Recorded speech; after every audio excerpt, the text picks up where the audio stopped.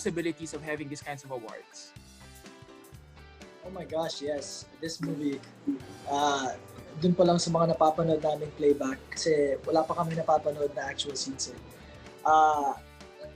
Scripting, the set, the actors, the actress, pwede. Definitely. And very last question to you, Alex. Did you get any tips from your friend kay Tony when you were doing this? Did you have to ask him for some tips on how we're gonna do a BL series like this? Kasi medyo mas nauna ba siya or ikaw yung mas nauna nag-taping before him? I think nauna kami mag-taping actually ng Mando. I think what happened was during the quarantine, tsaka sumunod lahat ng BL series. Kaya mapapansin mo na halos lahat ng BL series na lumabas ay on Zoom. Kami lang yung simula hanggang dulo, it's in person. In terms of getting advice from Tony, actually I really just put my trust in Direct and Kokoy and Barbie for this role. Moment to moment. I think as a person, I feel like I don't really need to study the BL just because I have experiences with BL in my life. So I think it was just really being honest with myself and trusting Kokoy in those moments to take my, how vulnerable those scenes were and go with it and really do what he does best, which is completely blow us all away with his performance. All right, great. Salamat ng marami, Alex. And probably just one line na lang para sa mga Filipinos here in Singapore. Anything you want to say to them? Hello po sa lahat ng mga Filipinos in Singapore.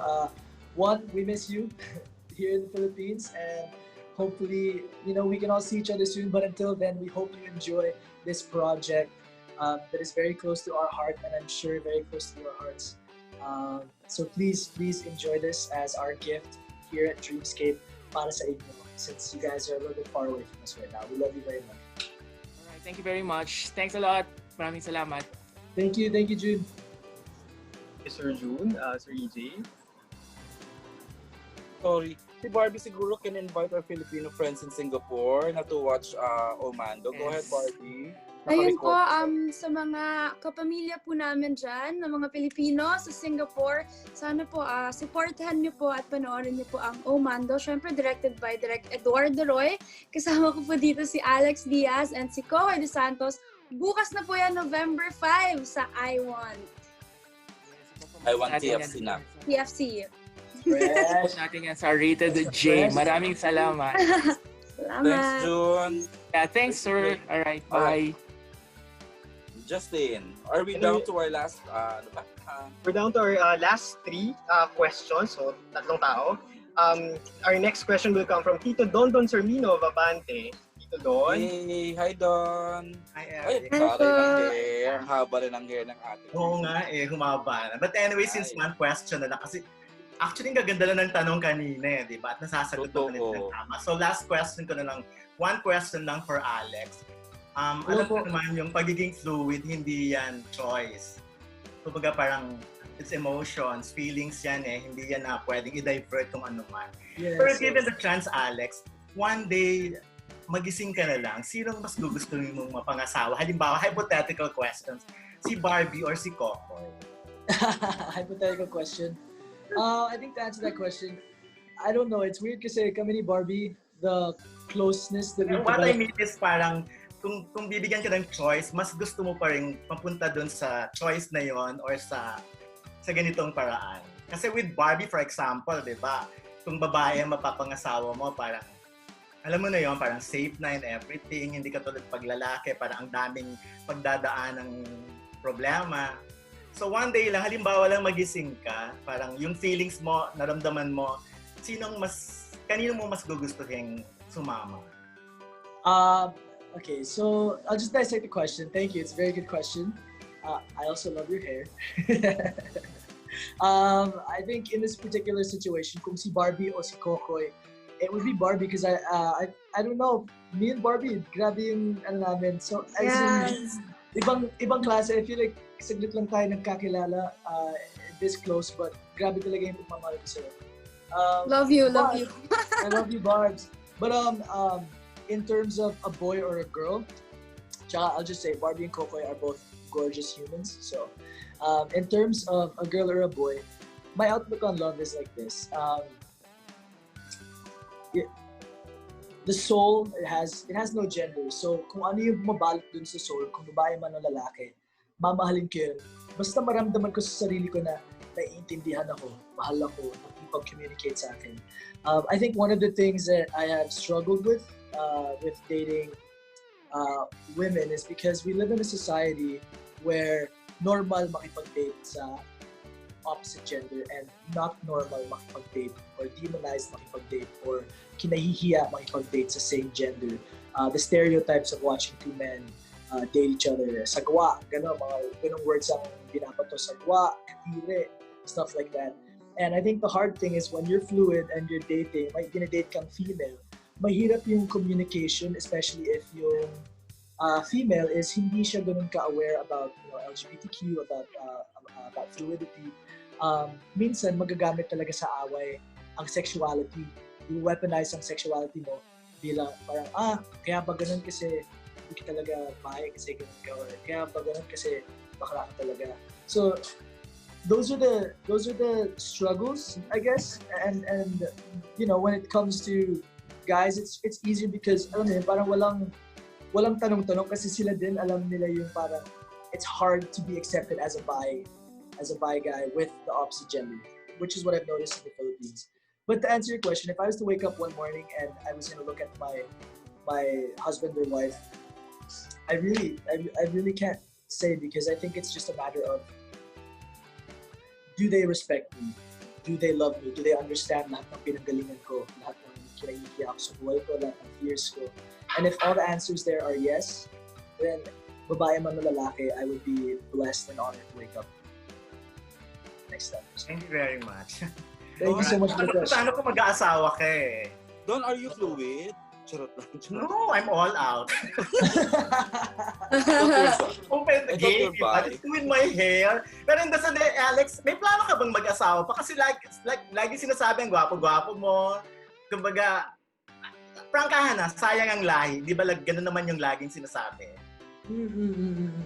Alam mo, I think if babae ang mapangasawa ko, sobrang magiging cute yung mga anak ko. Pero if lalaki yung mapangasawa ko, I think the most beautiful thing about being in the LGBTQ community is there are so many kids that have been passed off to adoption centers and who are without moms and dads, who have lost their parents, or who have had heterosexual, irresponsible parents. And there are so many non-hetero couples who are so excited to nurture the life of somebody, and it doesn't matter kung hindi mo lahi or kung hindi mo gene. So, kung babae mapangasawa ko, I'm gonna have like a showbiz child. If lalaki mapangasawa ko, magiging swerte yung magiging anak namin. Okay, thank you very much. Maraming salamat for... Thank you, Doctor. Thank you. Don, thank you. Kahit medyo late ka na, pero pasabog talaga pag ikaw nagtatanong. All fairness to you, Don Sermino. I love you, Mare. Okay, for the last two, Justin Irons. Our next question will come from Tito Eugene Assis of People's Journal. Tito Eugene. Hi. Oh, parang Tito Eugene, parang nasa Apple Park ka sa California. Anyway, good afternoon. Ang question ko is for Barbie. Hi Barbie again. Hello po, magandang hapon po. Yeah, good afternoon. Anyway, alam mo, you are regarded by many as new pantasya ng bayan. Kitang-kita naman, obviously, you have a very strong sex appeal. But my question is, yung bang mga pinapost mo sa social media, like sa Instagram, ano ba yan, form of avengement or revenge sa isang past love para sabihin, ito ako ngayon, ano ka ngayon, yung parang gano'n. Tito Eugene, hindi po siya para sa ibang tao, hindi po siya para sa mga past na naging boyfriend ko or naging guy ko. Siguro kung 2018 yan, oo, no? Kung 2018 po, baka oo, pero hello, it's 2020. I know. But ako po, pinapost ko naman po yun kasi gusto ko talaga siyang i-post. And before po kasi, sobrang na-insecure ako sa stretch marks ko. Mas stretch marks po kasi akong tao. Wait lang, nasa media ko. Wait lang. Wait lang po. So, before po, before po kasi, sobrang insecure ko sa stretch marks ko. Sobrang halata niya po kasi ang puti-puti ko po. But ngayon, habang tumatagal, siguro din po habang tumatanda ka at marami kang natututunan, marami kang nakakasama mga tao, parang you learn to love your own body talaga. So yun po, pinopost ko talaga siya para sa sarili ko na para nakikita ko rin na wow, ito yung improvement, and masaya po ako pag nakikita ko na mas nagiging okay yung body ko kasi mas gusto ko pa siyang pagandahin lalo. Okay. Tapos sundot lang doon sa 2018, artista ba siya? Sorry, inosente ako. Tito, one question lang daw po. Joke lang, pero opo, artista po siya. Tapos Okay. bigla umiyak na, opo. Pero natin nakamove on na hindi pa pala. Pero nakamove on naman na ba? Oo naman, no? Diyos ko, no? Hello? Ano? Marupo ka, girl? Dalawang taon. Alright. Yes. Maraming salamat. Thank you po, Tito. Straightforward na answer. Kuya Eugene, thank you. I miss you. Miss you too, people. Thank you. Okay, Justin, for the last question.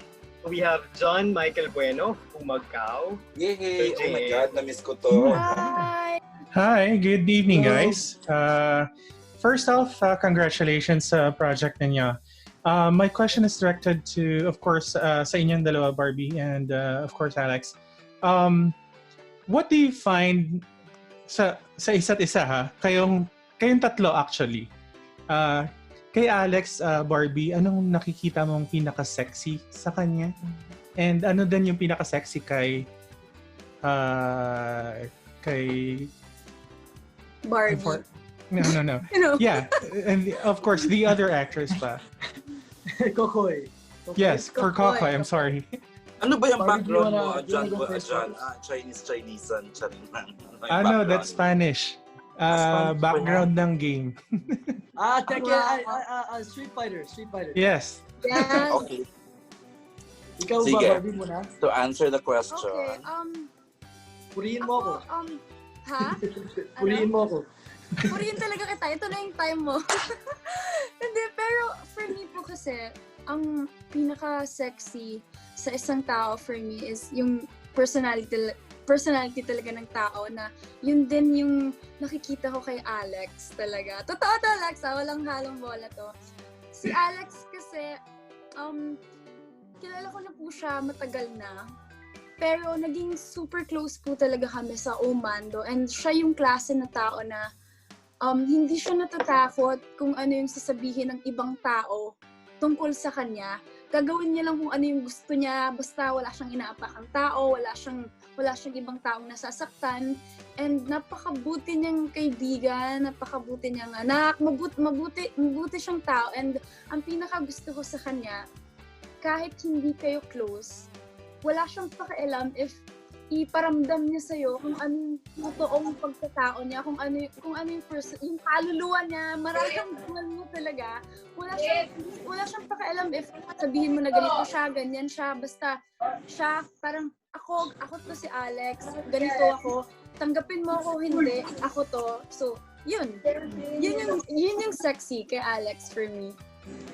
Mm-hmm. How about kay Kokoy? Yes! I got you, Barbie, Pam. how about si Kokoy? I think Kokoy, gusto ko yung personality ni Kokoy, pero para maiba, sexy for me, si Kokoy, yung pagiging gentleman niya na tao. Si Kokoy po kasi, siya yung tao na kahit artista ka. Barbs, pwede mong saraan si Kokoy, ha? Wala na siya dito. Okay, ha? sige po. Si Kokoy, hindi talaga siya sexy. Hindi po. So, si Kokoy po kasi, ang sexy siya for me kasi siya yung tao na sa prod ka, artista ka, lead ka, extra ka, or talent ka, ititreat ka niya pantay. Walang boss, walang pinakamababang ano. So, yun yung gusto ko about Kokoy. Alright, Koy, thank pag you so andyan much, ka, Barbie. How pakigalawang about baso. Alex? Sarot naman.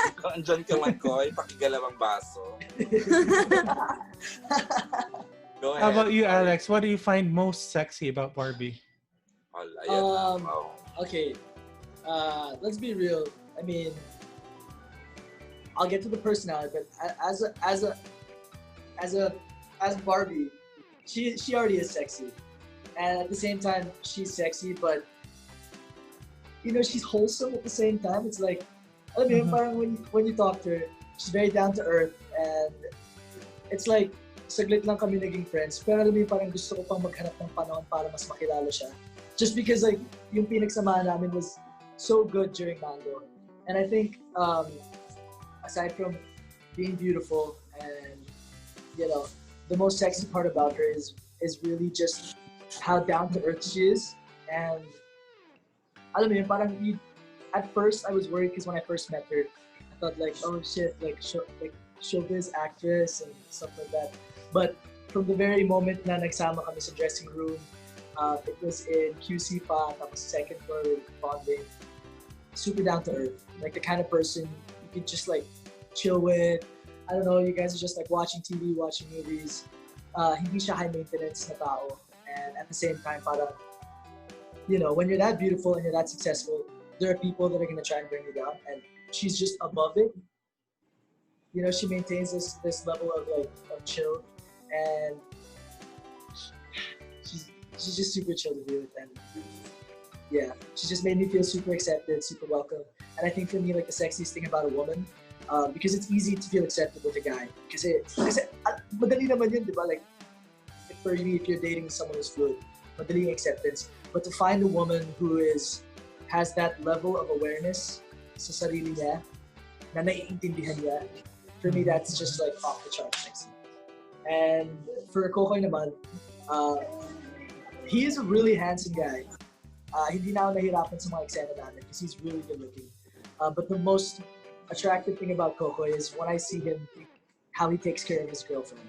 I think, kasi dumadalo sa set, and tulad ng sinabi ni Barbie, sobrang gentle lang siya, super attentive, super maalaga. Pwedeng dumalaw ang jowa sa set ng trabaho. Charot na. Di ba bawal yun? Pag may jowa ka po, pwede. Pero kung wala. Ako sinwap siya. Charot na. Ayun lang.